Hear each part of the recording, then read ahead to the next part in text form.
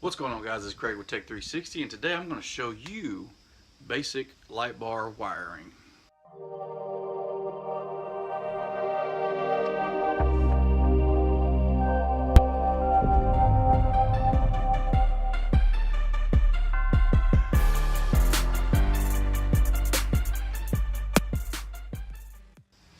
Alright, I'm making this video because there are some people that I've known that ask me questions about wiring light bars. Now, I do this on the side as well for a business, so I kind of know what I'm talking about. So you can argue with me if you want, but I want to come back at you, bro.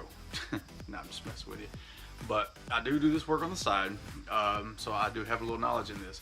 Now, I'm going to kind of show you in two simple pictures here, kind of how to break it down, because I know some people, they get just flat out, they get nervous by all the wires, they get intimidated by the wires, and they don't really want to jack with it. They're scared they're going to burn something up.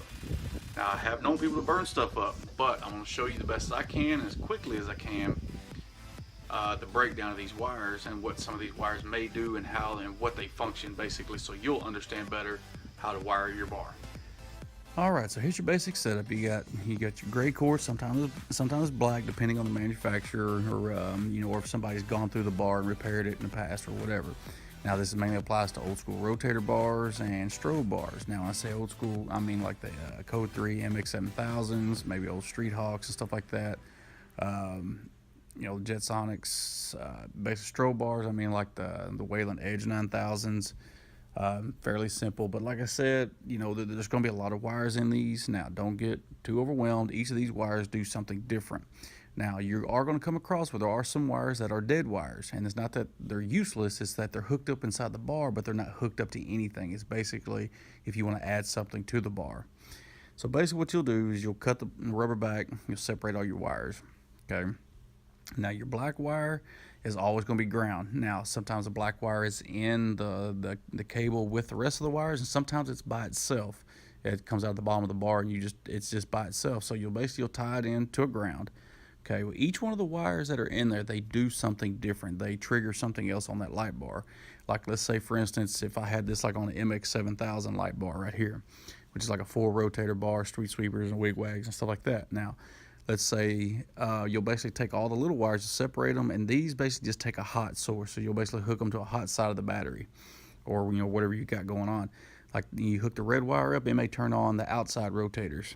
You hook the yellow one up, it may turn on the inside rotators.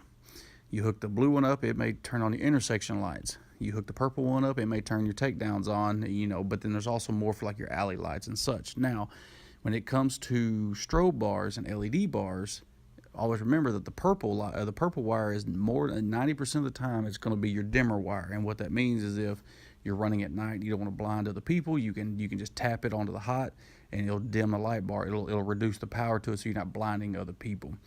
But like I said, there's going to be several different colors, different stripes and stuff like that, but they all do something. So don't get overwhelmed. Just take it one wire at a time and just go for it. Alright, so there you have it, and there's your basic little, kind of a little rundown real quick. Like I said, it's fairly simple. If you have any questions or comments, please comment below. I'll still do my best to explain things to you if you need help. Now, I also know more about the LED bars. I know stuff about the Wayland Ultra Edges. I know how to wire up a Wayland Ultra Edge. That you do not have to use that little box to control it. Now, if anybody knows about Wayland Ultra Edges, you have to have a goofy box to make it work right, because you basically have a hot and a ground and a little thin wire with 2 wires that come out of it, and these little 2 wires are the little signals that control this whole bar. Now, I've figured out ways in the past to delete all that and make it work without that. Now, it is a little time consuming. It takes about 3 or 4 hours to do, but I can do it, and I've done it several times for people. But like I said, I got a little bit of knowledge on all that kind of stuff, on how to wire up stuff. So if you have any questions or anything like that, like I said, please feel free to comment below. Don't argue, don't fight. Or if you're done with this video, you can also go check out this one. I've got this one, or I've got that one. Check it out, browse around. Like I said, if you got any questions, comments, comment below. And until next video.